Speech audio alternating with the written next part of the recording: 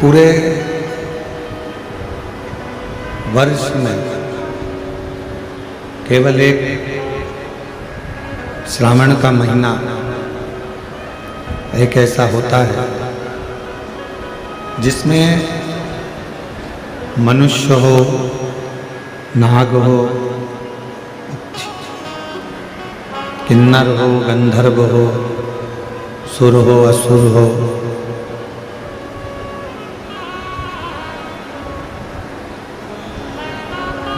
एक छोटा जीव जंतु भी यदि भगवान शंकर के शिवालय तक, भगवान शंकर के मंदिर के सामने तक भी अगर पहुंच जाता तो भी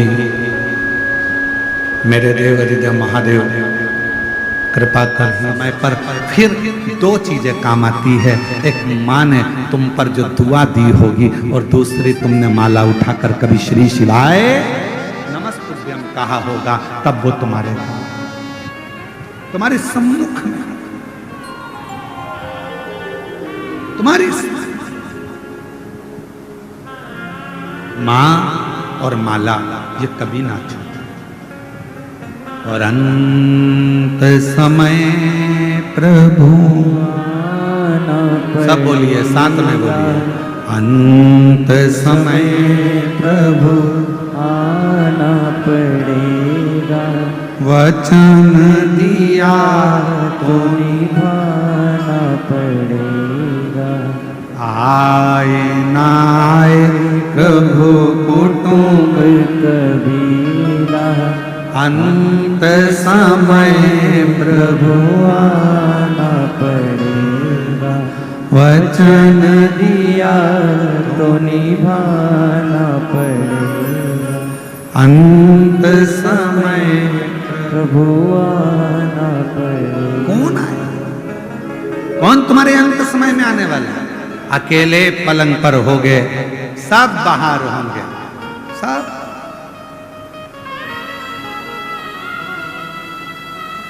कौन आए?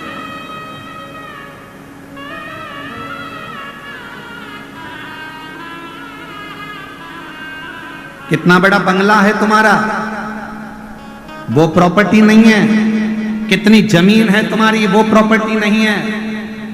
कितनी गाड़ियां खरीदी, वो प्रॉपर्टी नहीं है।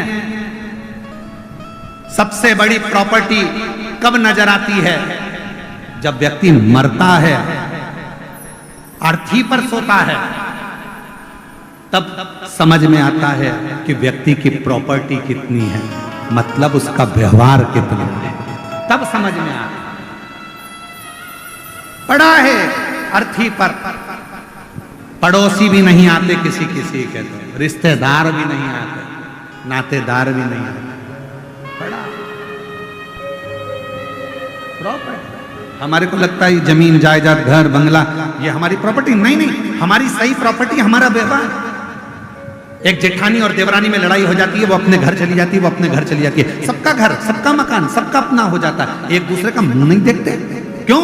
क्योंकि उन्होंने सब कुछ बनाया, बंगला भी बना लिया, गाड़ी भी बना ली, सब कुछ कर लिया। दोनों के पति कमा रहे हैं, दोनों कमाकर बंगला भी बना रहे हैं, गाड़ी भी ला रहे हैं, पर उसकी प्रॉपर्टी, वो जो प्रेम की प्रॉपर्टी थी, वो नहीं बढ़ा पा। और जब दुख का समय आया तो गाड़ी बंगला कुछ काम ना आया, तब आखिरी में वो अगर दुख के समय में एक दूसरे के पास आकर खड़े हो जाते तो दुनिया की सबसे बड़ी प्रॉपर्टी कहलाती। वो प्रेम नहीं कमा, धन।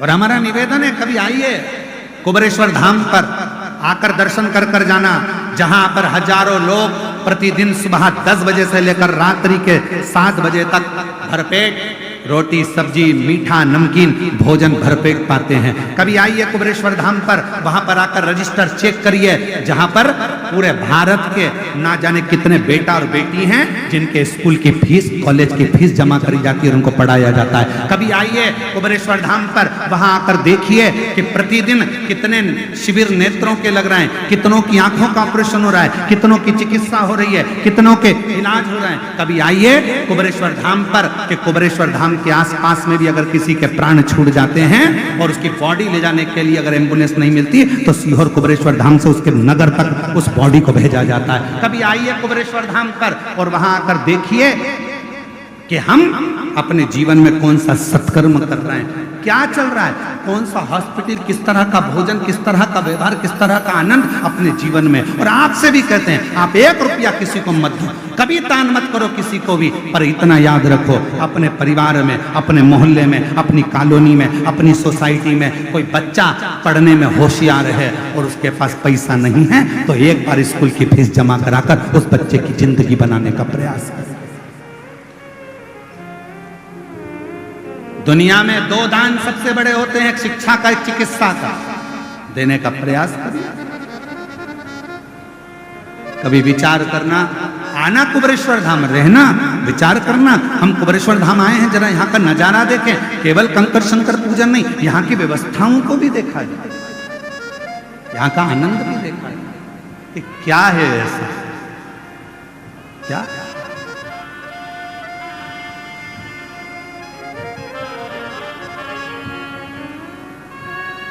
और शिव की कृपा, शंकर की करुणा और उसकी उदारता, उसकी दया, उसकी। और मेरे भोले तेरा सहारा है, मेरे भोले तेरा सहारा है, मेरी नैया का तू किनारा है, मेरी नैया का तू किनारा है। और अब सीहोर में एक और नया काम चालू हो जाएगा थोड़े दिन में। जो मंदिर शिव जी के बनेंगे, शिवलिंग नहीं है तो कुबेरेश्वर धाम से शिवलिंग भी दिया जाएगा, नंदी भी दिया जाएगा, जिससे पूरे भारत में, पूरे विश्व में सनातन धर्म स्थापित हो। गांव-गांव में जैसे अन्य धर्म के लोगों ने छोटा छोटा अपना केंद्र बना रखा है, हम कुबेरेश्वर धाम के नाम से कोई दूसरा केंद्र नहीं बनाएंगे, पर तुम्हारे दिल को कुबेरेश्वर धाम बना देंगे और तुम्हारे गांव को कुबेरेश्वर धाम बना देंगे। हम कोई दूसरा केंद्र नहीं बनाएंगे। कोई हमसे पूछे क्यों गुरुजी, क्या आप छत्तीसगढ़ में कुबेरेश्वर धाम का केंद्र बनाओगे, क्या महाराष्ट्र में बनाओगे, क्या उत्तर प्रदेश में? कहीं नहीं बनाएंगे। एक ही जगह बहुत है, मायका एक ही ठीक है, 10 मायके नहीं करना है। बाप का घर एक ही बहुत है, उसी घर से पूर्ति हो जाती है, तो 10 घर क्यों? हम नहीं बनाएंगे, पर पूरे गांव-गांव में शंकर के शिवलिंग रखवा देंगे, पूरे गांव-गांव में, नगर-नगर में पेड़ों के नीचे शिवलिंग रखवा देंगे। आज नहीं तो कल कोई धर्मात्मा पैदा होगा, जब पेड़ के नीचे रखा हुआ शिवलिंग देखेगा तो कोई तो छत डालकर चले जाएगा और शिव जी की स्थापना करेगा प्रत्येक नगर-नगर में। और ये भिलाई की सावन की कथा में ये अभी यहाँ से जाने के बाद, कल की कावड़ करने के बाद बहुत सारे मूर्तिकारों को सीहोर निमंत्रण दिया जाएगा, मूर्तिकारों से बैठकर बात करी जाएगी, और जो आप लोग जो दान देते हो उस दान से उन शिवलिंगों का निर्माण होगा और पूरे भारत की भूमि पर गांव-गांव में शिवलिंग स्थापित होंगे।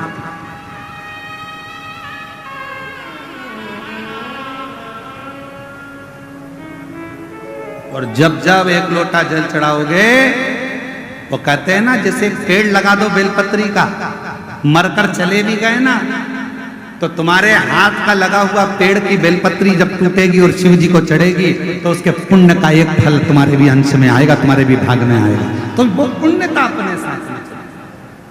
और मत बुरे कर्म कर वरना पछताएगा, भगवान की आंखों से तू बच नहीं पाएगा, तू बच नहीं पाएगा अरे ओ जानी मत कर नादानी। शिव शिव। हमारे बीच में छत्तीसगढ़ शासन के माननीय मुख्यमंत्री जी श्री विष्णुदेव सहाय जी पधारे हैं। एक बार जोरदार ताली बजाकर स्वागत वंदन अभिनंदन मैं आमंत्रित करता हूं। आप व्यासपीठ का पूजन करने के लिए पधारें और जोरदार ताली बजाकर माननीय मुख्यमंत्री जी का, छत्तीसगढ़ शासन के माननीय मुख्यमंत्री जी श्री विष्णुदेव सहाय जी एवं उनकी धर्मपत्नी श्रीमती कौशल्या देवी जी सहाय जी यहाँ पधारे हैं। एक बार जोरदार ताली बजाकर पूरा पंडाल जोरदार ताली बजाकर गर्जना करें। बड़े सहज सरल सनातन धर्म को एक मजबूती देने वाले मुख्यमंत्री जी आपके छत्तीसगढ़ में हैं, श्री विष्णुदेव जी साहब। हम कहते हैं कि कुछ देव अधिदेव महादेव की इन पर बड़ी करुणा और बड़ी कृपा है, दया है। आपका शिव भक्ति ये सभी शिव की बड़ी करुणा और कृपा है। एक बार जोरदार ताली बजाकर उनका साधु शिव कथा कर भगवान शंकर का पवित्र चरित्र कर। तारकासुर के तीनों पुत्र तारकाक्ष, विदुम्माली और कमलाक्ष, तीनों, और वो तीनों पुत्रों ने अपने पिता से पूछकर कहा कि मेरा कोई बैर किसी से। वर भी मिल गया, 3 पुरी का निर्माण भी हो गया और तीनों में तारकाक्ष, विदुम्माली और कमलाक्ष की तीनों अपनी अपनी पुरी में निवास करना तीनों। शिव महापुराण की कथा कहती है, भगवान शंकर का चरित्र कथा है, शिव तत्व कहता है, भगवान शंकर का पावन चरित्र वर्णन करता है कि तीनों ने निवास।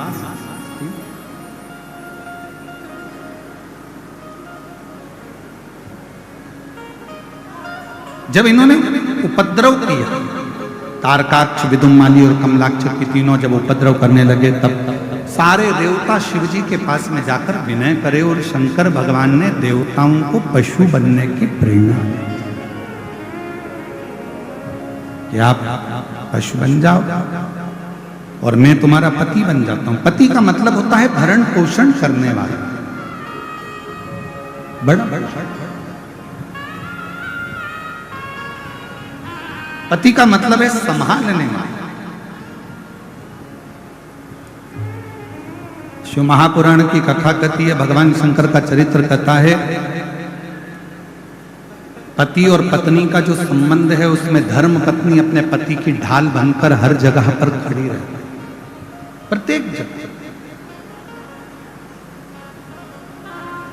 और फिर निवेदन करें, यही भिलाई में एक माता ने प्रश्न किया था कि आपकी कथा में सबसे ज्यादा संख्या में माताएं आती हैं, उसका कारण शिव महापुराण की कथा कहती है कि हमेशा पुरुष जब भी मंदिर में जाएगा, शिव जी को जल चढ़ाएगा, कुछ मांगेगा तो अपना व्यापार, अपना आनंद, गाड़ी, बंगला, यश, कीर्ति है।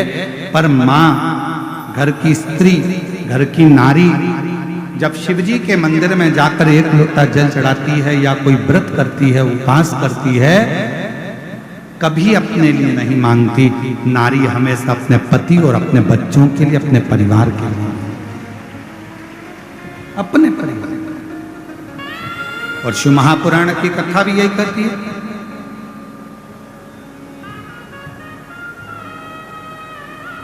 एक बार ब्रज के कोसी कला में कथा चल रही थी और ब्रज के कोसी कला में कथा चल रही थी तो कोसी कला में एक माता जी ने प्रश्न किया था, जैसा व्रत हम करते हैं गुरुजी, क्या वैसा कि वैसा ही व्रत भगवान शंकर की धर्मपत्नी माता पार्वती जी भी करती हैं? तो हमारा निवेदन है, जितने व्रत भारत की भूमि पर जितने भी व्रत होते हैं, चाहे वो नवरात्रि का व्रत हो, चाहे वो चतुर्थी का व्रत हो, चाहे वो छठ का व्रत हो, चाहे वो तीज का व्रत हो, चाहे वो पंचमी का व्रत हो, चाहे सोमवारी का व्रत हो, जितने भी व्रत भारत की भूमि पर या संसार के लोग करते हैं, ये सारे व्रत हमारे देवताओं की धर्मपत्नियां भी धारण करती हैं और उन्हीं की प्रेरणा से ये हमारे शास्त्र, वेद और पुराण इन व्रतों का वर्णन करते हैं जिसको हम धारण करते हैं। जैसे अभी थोड़े समय के बाद में हरतालिका तीज का व्रत आएगा, करते हो आप लोग? हरतालिका तीज का व्रत सबसे पहले कौन ने करा? माँ जगतजननी जगदम्बा माता पार्वती। एक चतुर्थी का व्रत आता है, कौन ने करा? माँ जगतजननी जगदम्बा पार्वती। जितने व्रत, इन व्रतों की प्रेरणा स्वयं माँ जगतजननी दुर्गा भवानी स्वयं पार्वती जी देती इन व्रतों की। और मैंने तेरे ही भरोसे बाबा, तेरे ही भरोसे हवा बिच उड़ती जावांगी बाबा, डोर है तो छड़ी नाम कटी जावांगी भोले मेरी। शिव कथा कर रही है, तारकाक्ष, विदुमाली और कमलाक्ष को मारने के लिए शिवजी पति बन गए और देवता पशु बन गए। शंकर भगवान ने पति बनकर पशुओं को साधते हुए, उनको दौड़ाते हुए तीनों तारकाक्ष, विदुमाली और कमलाक्ष की पुरियों में भेज दिया। तीनों को एकाग्रित करा मेरे शंकर भगवान ने। तीनों को एकाग्रित कर देवादिदेव महादेव ने नंदी के रूप में जब उनको मारना प्रारंभ करा, तभी भगवान शंकर का नंदीश्वर जो स्वरूप था उसका शीश कटा, जो नेपाल में जाकर गिरा, जिसको पशुपति नाथ कहते हैं। धड़ केदार में गिरा, जिसको केदार नाथ कहते हैं। तभी उसी शिवलिंग में से भगवान शंकर स्वयं प्रकट हो गए, त्रिशूल लेकर तारकाक्ष, विदुमाली और कमलाक्ष का संहार कर दिया। देवताओं ने भगवान शिव की स्तुति करी। भगवान शंकर से वर मांगा देवताओं ने, नाथ आपका ये पशुपति रूप संपूर्ण विश्व का कल्याण करने वाला हो।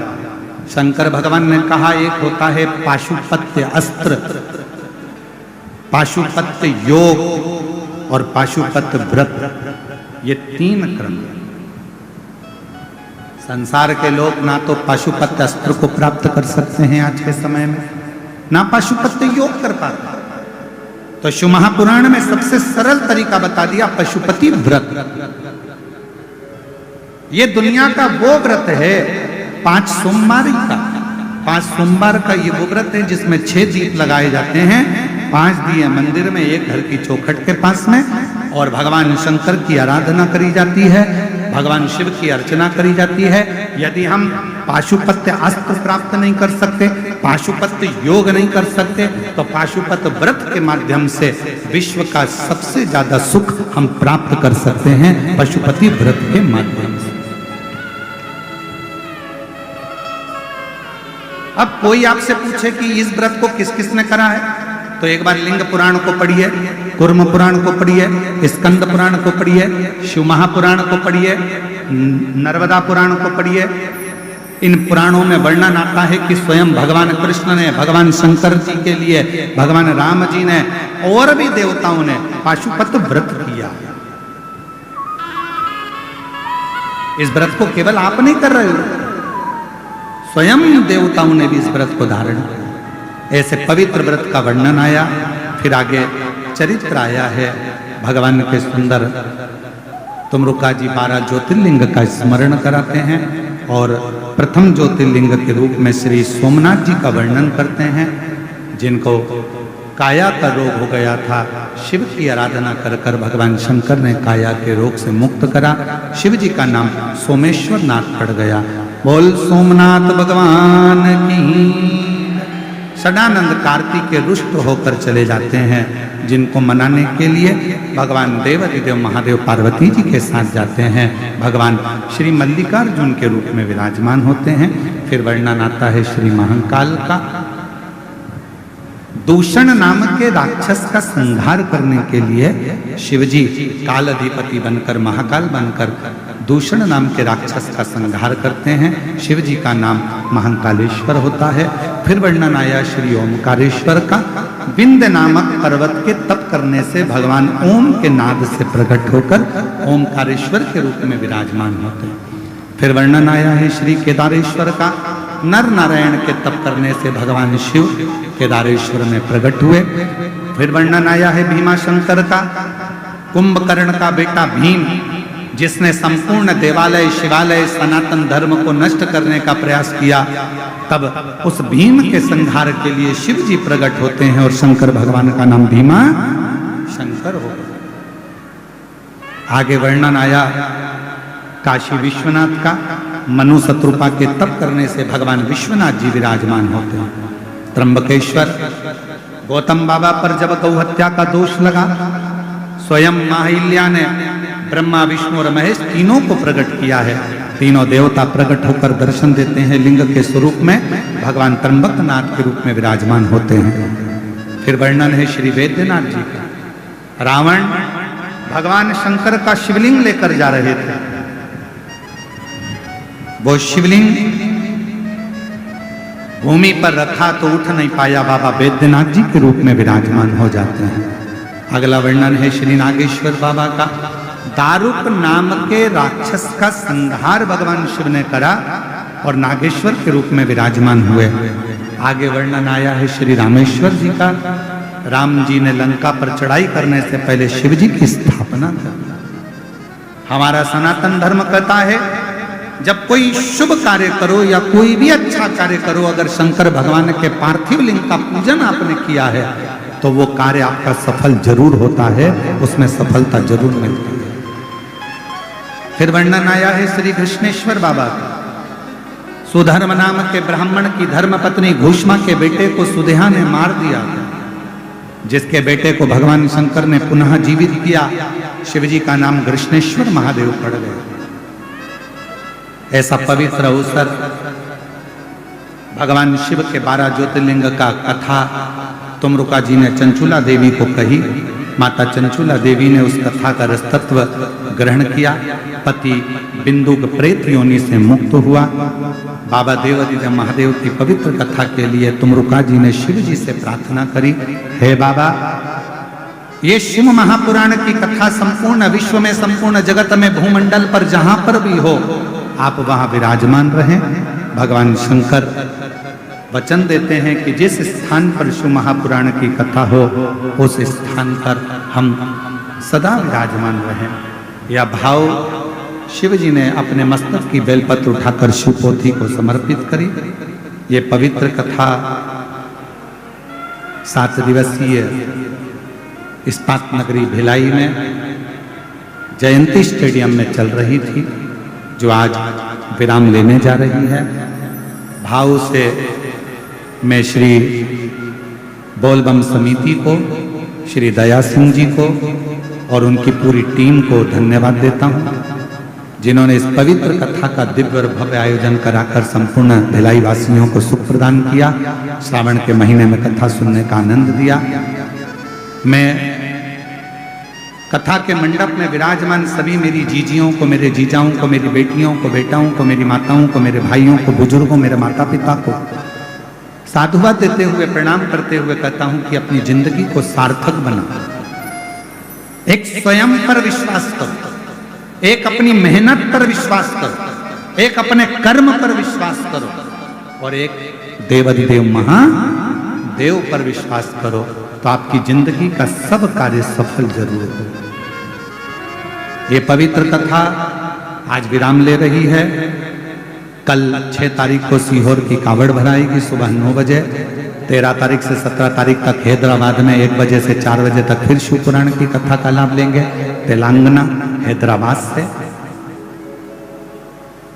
आपके जीवन में जिस कामना से आप लोग यहाँ पधारे हैं, मेरा देवाधिदेव महादेव श्रावण के महीने में आप सबकी कामना पूर्ण करे।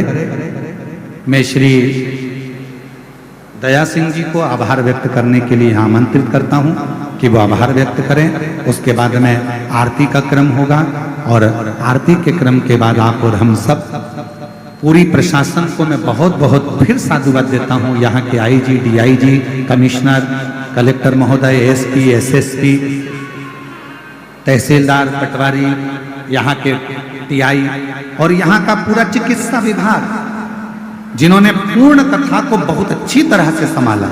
एक बार सभी प्रशासन अधिकारियों के लिए, पुलिसकर्मियों के लिए और सारे चिकित्सा विभाग के लिए जोरदार ताली बजाकर साधुवाद। कथा में पधारे माननीय मुख्यमंत्री जी के लिए भी एक बार फिर पुनः जोरदार ताली बजाकर साधुवाद। और हमारी दीदी को भी हम साधुवाद देते हैं, जो कि प्रत्येक शिव कथा में आपका आगमन और बहुत बहुत। एक मानव के जीवन में दुख, तकलीफ, कष्ट, परेशानियां ये आती रहती है, पर इन परेशानियों में भी यदि वो अपने श्रेष्ठ कर्म को नहीं छोड़े, परेशानियों में भी वो अपने अच्छे कार्य को ना छोड़े, तो परेशानियां भी एक दिन पीछा छोड़ देती हैं और मनुष्य उसी समय अच्छे कर्म में लग जाता है।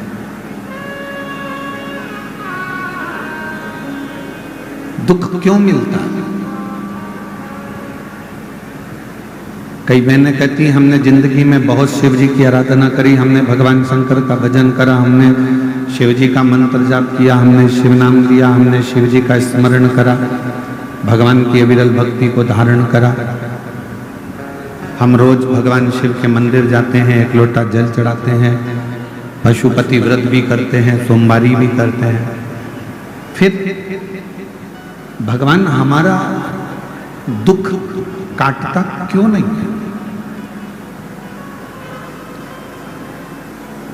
मेरी जीजियों,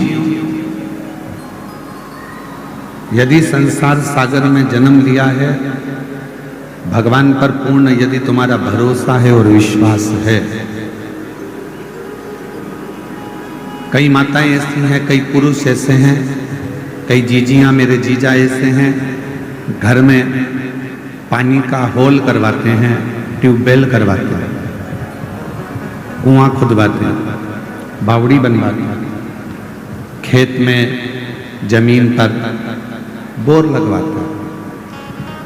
और उनके मन में जब वो बोर लगाने वाले रहते हैं, पानी निकलवाने वाले रहते हैं, तो बोर लगाने का, ट्यूबवेल लगाने का जब मन में विचार आता है तो मन में भय उत्पन्न होने लगता है, भ्रम उत्पन्न होने लगता है, पानी आएगा कि नहीं आएगा, जल आएगा कि नहीं आएगा। अब तुम्हारे मन में दो भाव आ गए, तुम्हारे मन में अब दो बातें आ गई, पानी आएगा बोर में कि नहीं आएगा, पानी निकलेगा कि नहीं निकलेगा। और शिव का जो भक्त होता है, शंकर जी का जो भक्त होता है, वो दो बातें नहीं करता कि होगा कि नहीं होगा। शंकर का भक्त, शिव को एक लोटा जल चढ़ाने वाला, शंकर जी के मंदिर में जाने वाला, शिव का भजन करने वाला कभी दो बात नहीं करेगा। वो हमेशा एक ही बात कहेगा कि मेरा विश्वास कहता है शंकर जी की सिर की गंगा मेरी जमीन में निकलेगी और यहाँ पानी जरूर निकलेगा, यहाँ पानी जरूर आएगा। मेरे वो गर्दानी, मेरे शंकर भगवान के मस्तक की गंगा मेरे घर में, मेरे इस जमीन पर जरूर आएगा, जल आएगा। अब उसने ये विचार कर लिया कि पानी निकलेगा, पानी आएगा, पानी आएगा, मतलब उसका विश्वास अगर दृढ़ हो गया तो भगवान शंकर को भी बंजर भूमि को भी हरी करना पड़ता है, तो वीराने में भी जल देना पड़ता है। यदि आपका विश्वास है तो